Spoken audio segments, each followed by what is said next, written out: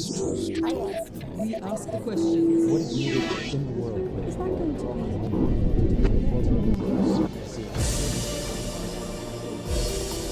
Meet Africa's richest man, Aliko Dangote. Forbes magazine estimates his wealth at $25 billion, making him the 23rd richest man in the world with a growing portfolio of investments across Africa. The Nigerian business magnate began with a small trading firm in 1977. Today, his businesses cover everything from cement manufacturing, food processing to freight. Dangote Group employs about 25,000 people in Nigeria. It is building cement factories in 16 African countries and buying mining licenses from Kenya to Zambia. Aliko Dangote has taken on the aura of an economic folk hero for some, turning a loan from his uncle into the most successful business conglomerate in Africa. But to others, he is a villain who's used his political connections to sideline the potential competition. Aliko Dangote talks to Al Jazeera. Aliko Dangote, thank you very much for talking to Al Jazeera. Thank you for welcoming us into your home here in Lagos. You're very welcome. Your story, Aliko Dangote, says what is possible about Africa. Tell us about your journey to success. How are you able to turn a loan from your uncle into the most successful business conglomerate on the African continent? You know, I mean, Africa is full of opportunities. And I think what we did was to actually harness fully the opportunities that, we met on the ground. I mean, we've done quite a lot in various areas. We started first, with trading.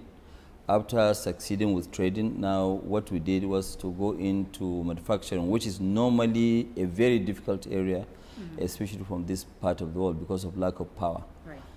But we've been able to resolve those issues, and we're able to, succeed in most of what we are doing. We are interested in the man, Aliko Dangote. Tell us about your upbringing, because your story is not really of one from rags to riches. You come from a wealthy family in Nigeria. Well, I came from wealthy family. My grandfather was my great-grandfather from my mother's side was actually very, very wealthy, Alassane Tata. And then his son, also Sanusi Tata, whom really raised me up because, I lost my dad at the age of 8. And, so after educating me, he gave me a loan of which I was grateful, and I paid back in 3 months, because business was so good. And, I was able to establish myself from the trading to, manufacturing, and now to a lot of daring things, like refinery, the agricultural process that we're doing, and also the, fertilizer. Right. As you say, your business spans a lot of different sectors: cement, flour, salt. Yes. Let me just ask you this: why commodities in a country like Nigeria, where oil is king? Why not get into the oil business right away? Well, you see, at first, really, what we thought of doing as a company, we said that, look, let us work very, very hard and get there first. Because if we had followed that trend of dealing in oil, would have actually tainted our name, that name, because, yes, the household name, because people will always think that, look, you have made this much money because you did a lot of unethical deals in oil industry, because you know the story of the oil industry. So we actually kept out of oil at all and just concentrated on food items. As you mentioned, you're going up the food chain now, getting into energy, and in particular oil and gas refining. Nigeria has a lot of oil, but not a lot of refined gas, and it has to import most of the motor fuel and fossil fuel. Yeah, more than 90%. Of course, and a lot of people feel that Africa could grow a lot faster with more of its own refinery capacity. So tell us about this project that you've started, and also how tough is it going to be for you? I mean, it must be very challenging, because you're going to be competing against the European, the Chinese, and the American companies who are all elbowing each other to satisfy Africa's energy needs. What we're going to do now, really, we're going to do 500,000 barrels. It was 400,000, but we upped it now to 500,000 barrels of oil refining per day. Then petrochemical of polypropylene of 750,000. Metric tons. I know that, yes, it's very, very challenging, but that's what we like. In Dangote Group, we like challenging things, and we like to make sure that we do things where we'll make our country proud and also self-sufficient.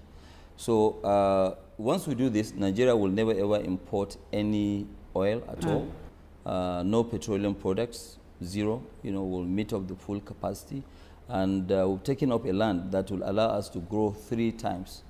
So we have plans of also further growth.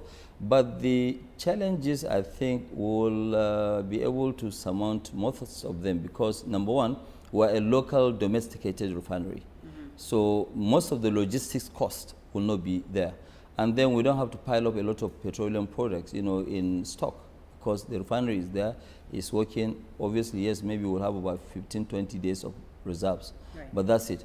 Let me talk about the foreign investment in this country, and China in particular. China's presence on the African continent is huge. China has ramped up its investments in Africa. Is China's presence, in your opinion, a win-win for Africa, as they put it? I think it is a win-win situation. We happen to deal with a lot of African, Chinese companies, and we've been doing very well as contractors. But I see most of what is happening, the Chinese are coming here mainly for mineral resources, for what they need. But setting up local domestic industries, I'm not really seeing Chinese people participating in local domestic industries. They are very big in construction, they are very big in providing infrastructure, but really bringing foreign direct investment, they are not as much as the Europeans. Because a lot of African businessmen, especially at the local level, complain about the Chinese competition. Well, they complain about maybe different competition. Competition in the sense of maybe smuggling of textiles, for example, in Nigeria, because they don't have textiles here, but they are smuggling it in here where they have killed most of our domestic local textile industries. But participating in the real economy, I've not really seen Chinese doing much there. Why do you think Africa can succeed without relying on the foreign investments like the Chinese investment and the European? Africa, can they really do it? Because nobody can do that. You see, what we need to do as Africans, first of all, is to show that confidence that yes, it is possible. It can be done, and then the foreign investors will follow suit. There is nowhere on earth where foreign investors will go and create an economy or make that economy great. No.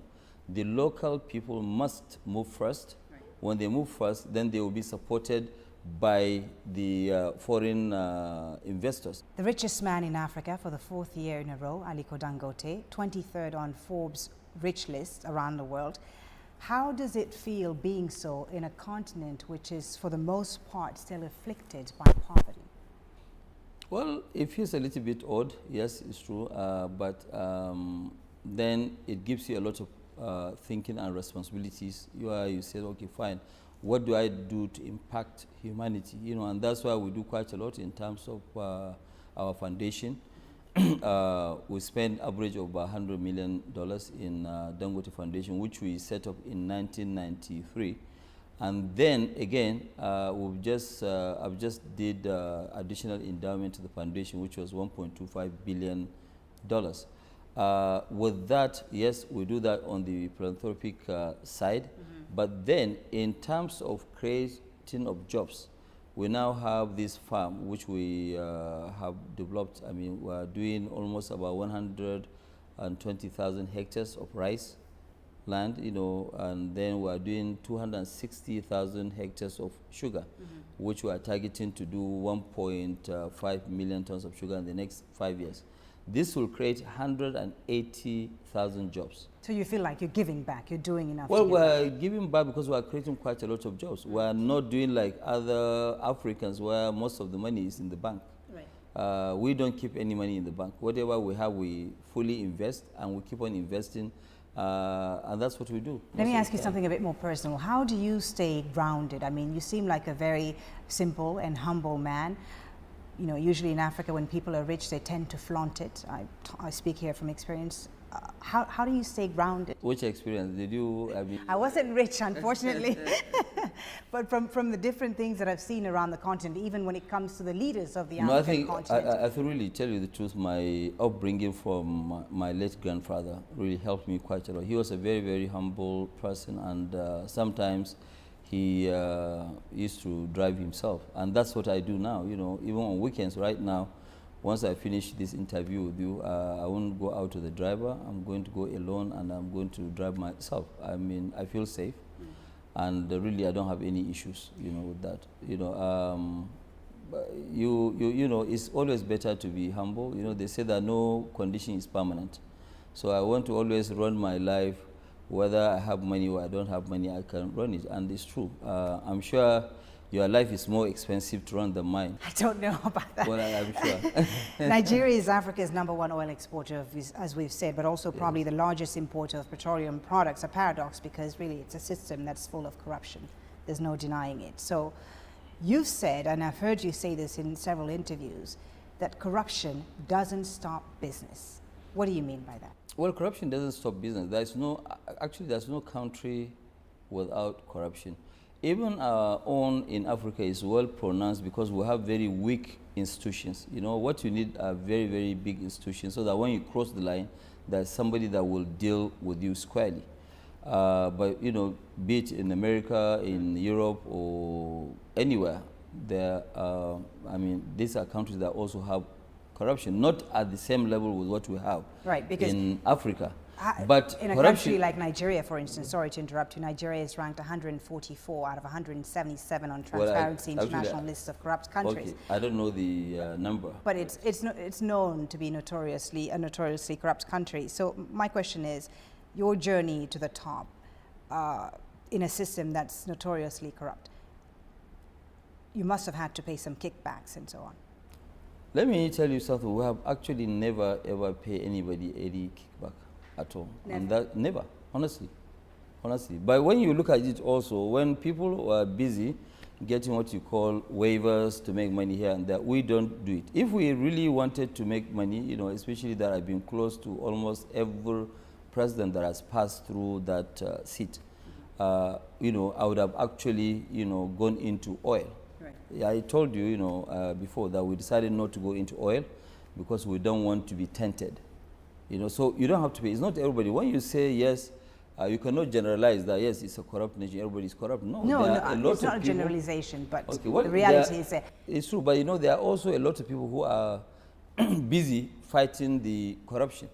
Some are fighting it, some are, trying to expand it, but I think the government is also trying quite a lot to stop, but it's true, it's an issue that has been on for a very long time.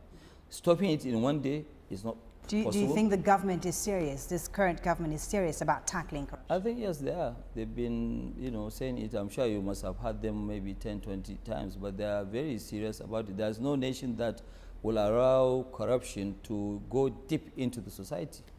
You try and stop it, yes, people will fight you, but you have to fight them. As a government, you have all the powers. But that's why I also mentioned we need very strong institutions. Very strong institutions will help Africa a lot. And Africa lacks these strong institutions. Right. You've alluded to this, that you've been very close to the Nigerian government. They've supported your venture. At one point, your company had exclusive imports rights in sugar, cement, and rice. No, we have never had exclusivity. But you have, there was nothing like exclusivity. There was nothing like exclusivity? Nothing whatsoever. Nobody, in fact, right now, if you look at it, let me give you an example. We have invested heavily, maybe $6-7 billion in cement alone.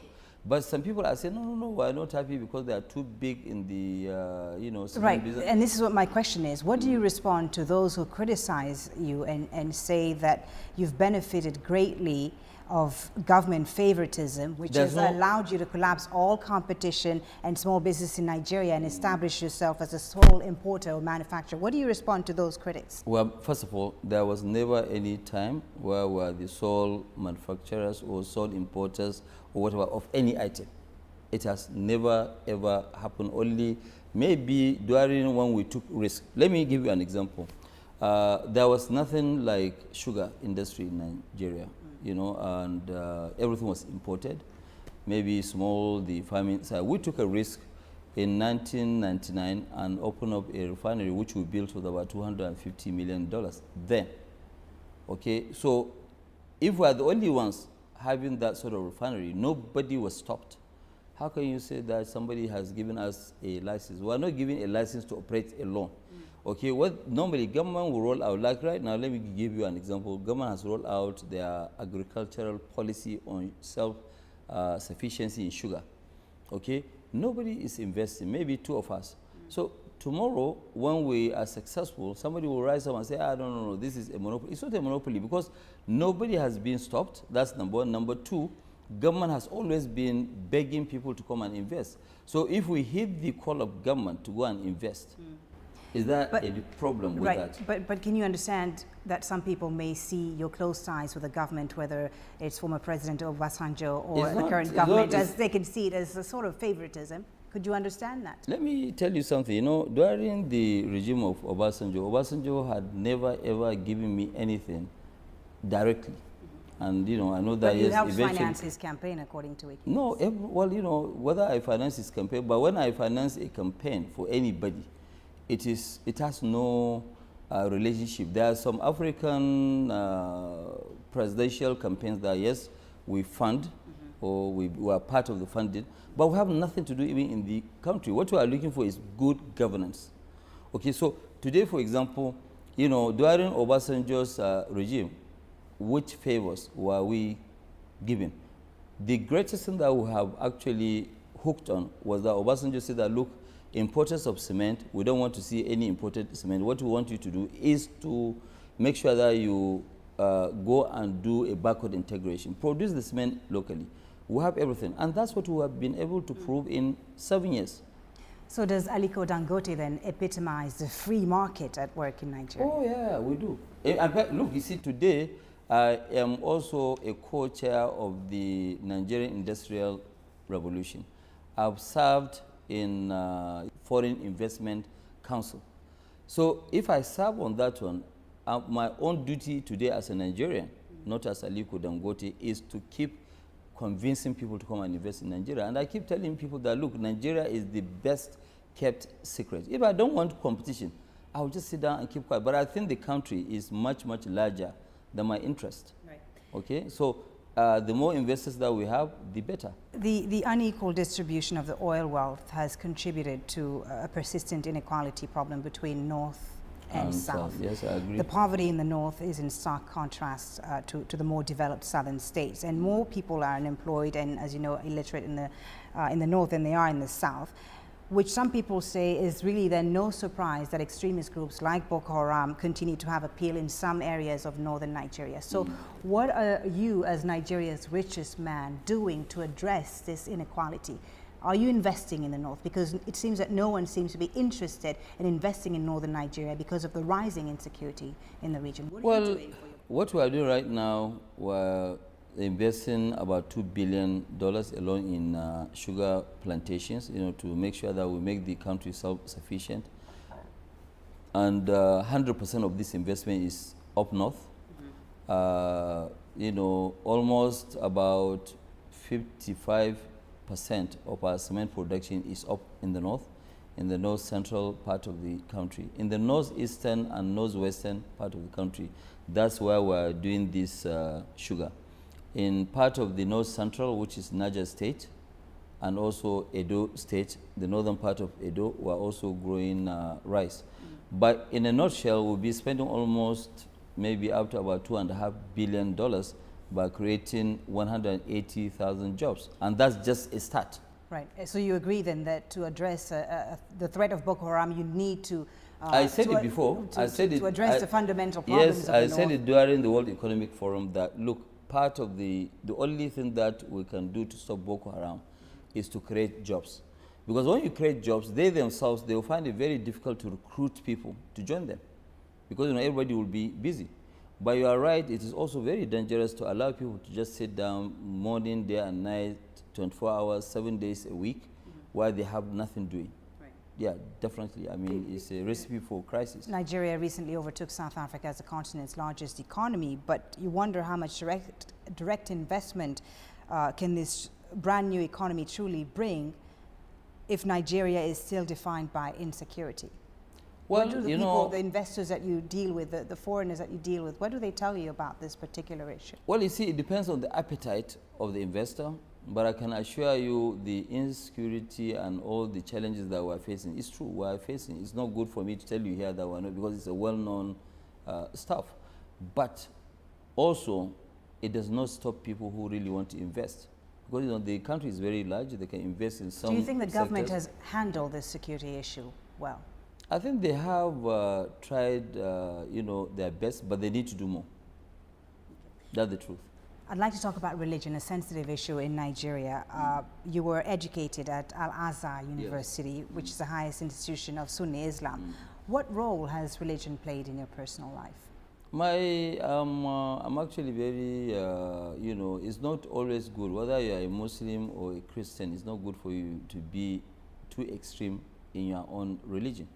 We all worship the same God. It's just different of beliefs. You believe in this or whatever, but religion is something that is between you and your God. And I personally don't believe that, I think we should practice mostly what they are practicing here in the South, because in the South you see that, yes, somebody, even in the North, I've seen some of my friends, they are married Christian, women, and they did not ask them to change their religion. So more tolerance. Yeah, so it's not even allowed.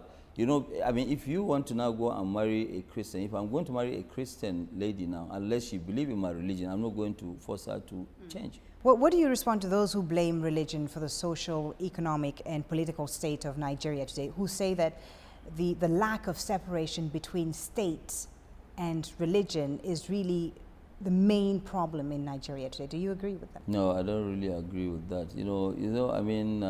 The state does not really play. It's a very liberal, state. It's a country where we say that we're secular. There's actually you not. You say that you're secular, but is it practice? I think it's practiced to a certain extent, but some politicians used to play with religion, which I think is very, very bad and dangerous.